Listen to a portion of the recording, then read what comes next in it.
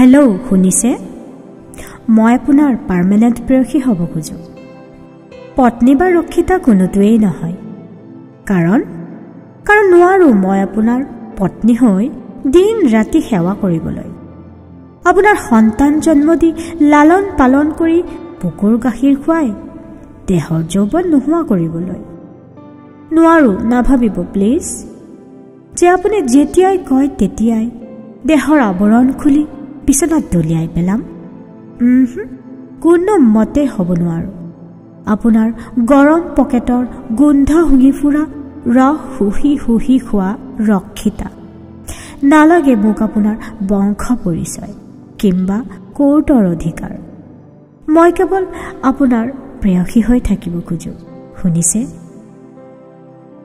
যি বিচাৰে কেৱল মৰম, মৰমৰ বাহিৰে আন একোৱেই দিবলৈ নাজানা। ডিস্কো বাৰ জিম কতোৱেই গৈ নোপোৱা।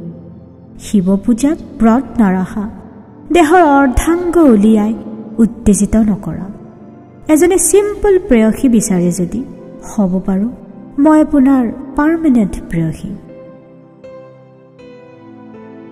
যি দিব আপোনাক নিসংকোচে সংগ, যি দিব আপোনাক নিসংগতাৰ সংগ, যি দিব আপোনাৰ ভাগৰুৱা পথত খন্তেক জিৰণি।